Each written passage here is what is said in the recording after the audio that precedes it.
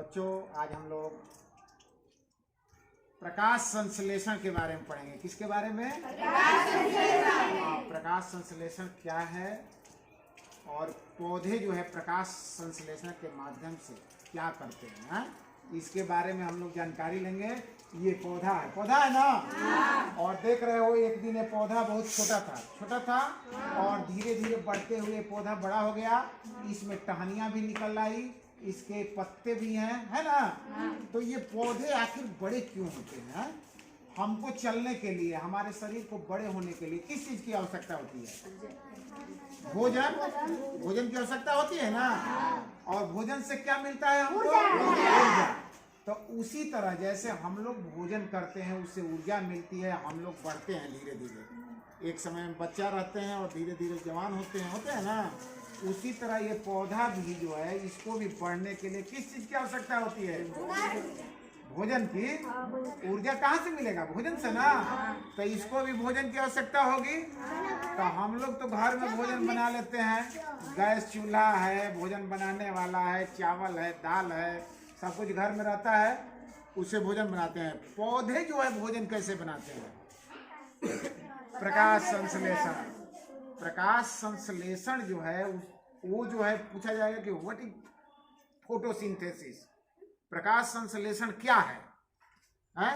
तो प्रकाश संश्लेषण जो है, अगर इसकी परिभाषा लिखने के लिए आ जाएगा तो हम लोग लिखेंगे, या कोई पूछेगा तो बताएंगे कि पौधों द्वारा भोजन बनाने की जो प्रक्रिया होती है, पौधा जिस प्रक्रिया से भोजन बनाते हैं उसी को क्या कहते हैं? प्रकाश संश्लेषण। और प्रकाश संश्लेषण नाम क्यों पड़ा?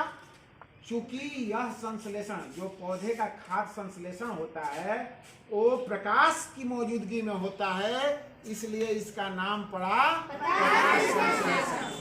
पौधे का खाद्य संश्लेषण जो होता है किसकी मौजूदगी में होता है? सूर्य के प्रकाश में, इसलिए इसका नाम पड़ा प्रकाश संश्लेषण। क्योंकि सूर्य का प्रकाश नहीं रहेगा तो पौधे भोजन नहीं बना पाएंगे, इसका खाद्य संश्लेषण नहीं होगा, ठीक ना?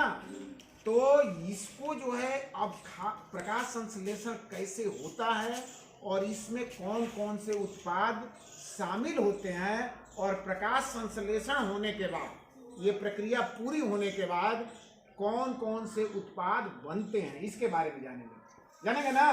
तो अब देखो, ये पौधा हुआ, इस पोर्शन को क्या कहते हैं? जड़ से लेके यहाँ तक का पोर्शन क्या कहलाएगा? बोलो जोर से। तना कहलाएगा ना? और नीचे जो मिट्टी के अंदर है उसको क्या कहेंगे? जड़। और यहाँ से ये सब निकला है, इसको क्या कहेंगे? डालियां कहेंगे ना? और ये हरा वाला पोर्शन है, इसको क्या कहेंगे? पत्तियां। तो ये जितना पोर्शन है, पेड़ के जितने पार्ट हैं, ये सभी प्रकाश संश्लेषण में भाग लेते हैं। अब चूंकि प्रकाश संश्लेषण की क्रिया कहाँ होती है? पत्तियों में न होती है। पत्ती ही भोजन बनाता है। इसका हरा रंग क्यों है?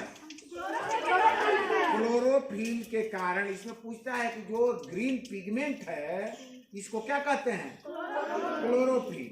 और यही जो है सूर्य से प्रकाश ग्रहण करता है और यहीं पर प्रकाश संश्लेषण की क्रिया होती है, यानी भोजन बनाने की प्रक्रिया होती है।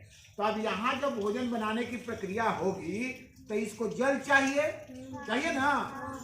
इसको और सामान चाहिए जिससे भोजन बनाएगा, खनिज लवण चाहिए।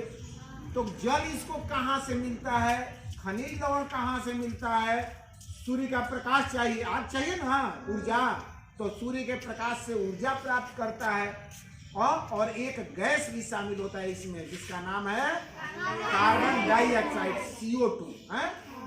तो अब देखो, जल कहाँ से लेता है पौधा? जड़ द्वारा जमीन के अंदर पानी डाला जाता है पौधे में ना, चाहे जमीन के अंदर नमी रहती है, तो जड़ द्वारा जमीन के अंदर से पानी और खनिज लवण लिया जाता है और यहाँ से लेगा, इस तरह के माध्यम से होते होते, डाली से होते होते पत्ती तक पहुँचा देगा। तो जल और खनिज लवण हो गया। और ये पत्ती क्या करता है कि वायुमंडल से CO2 ले लेता है, कार्बन डाइऑक्साइड, और सूर्य के प्रकाश से, तो सूर्य से प्रकाश, ऊर्जा जिसको कहते हैं, ऊर्जा ले लेगा और यहाँ पे भोजन बनाने की प्रक्रिया शुरू हो जाएगी। भोजन बन के पक के तैयार हो जाएगा।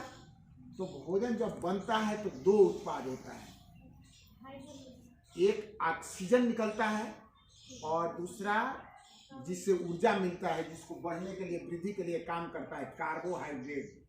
ठीक ना। तो ऑक्सीजन का सूत्र क्या होता है? O2। क्या होता है? O2। ऑक्सीजन जो है वायुमंडल में पेड़ पौधा छोड़ देता है, और कार्बोहाइड्रेट जो होता है जिसका सूत्र होता है C6H12O6, उसको जो है अपने वृद्धि के लिए, अपने बढ़ोतरी के लिए, ऊर्जा के लिए वो रख लेता है पेड़ पौधा। ये पत्ती जो है पूरा इसमें पेड़ पौधा में उसको संवहन कर देती है। सबसे ज्यादा कार्बोहाइड्रेट तना वाला भाग में संचित होता है, इसलिए तना पेड़ का सबसे मोटा भाग होता है ना। तो इस पूरे प्रक्रिया से प्रकाश संश्लेषण प्रक्रिया जो है पूरी होती है, और इसी के माध्यम से ऑक्सीजन जो है वायुमंडल में जाता है। तो इसीलिए पर्यावरण संतुलन के लिए जरूरी है, जो हम लोग ऑक्सीजन लेते हैं और कार्बन डाइऑक्साइड छोड़ते हैं, तो अब कार्बन डाइऑक्साइड को लेने वाला कोई होगा ना, तो उसको जो है प्रकाश संश्लेषण की क्रिया में पेड़ पौधे लेते हैं और लेके ऑक्सीजन छोड़ते हैं। तो आप जो वायुमंडल, जो हमारा पर्यावरण है, वो शुद्ध रहता है और ऑक्सीजन की कमी नहीं होती है। बोलचाल की भाषा में हम लोग कोई बता देता है, चाहे बच्चे कहते हैं, पूछता है कोई कि पेड़ पौधे सांस में क्या करते हैं, तो कहते हैं हम लोग कि क्या उसका ऑक्सीजन लेते हैं, कार्बन डाइऑक्साइड लेते हैं और ऑक्सीजन छोड़ते हैं। ठीक ना। तो वो नहीं, श्वसन की क्रिया में वो नहीं होता है, वो गलत चीज है। वो किसमें होता है? प्रकाश संश्लेषण की क्रिया में होता है।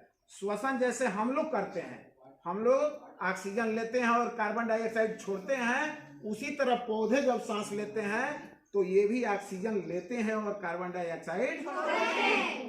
तो आप बच्चों आज का टॉपिक समझ में आ गया ना? कोई दिक्कत नहीं। तो प्रकाश संश्लेषण प्रक्रिया के बाद कौन कौन से उत्पाद बनते हैं, क्या क्या बनता है? जब पेड़ पौधे भोजन बना लेते हैं तो क्या होता है? कौन गैस निकलती है? ऑक्सीजन ना। ऑक्सीजन ना निकलेगा, अभी बताए कि क्या निकलता है?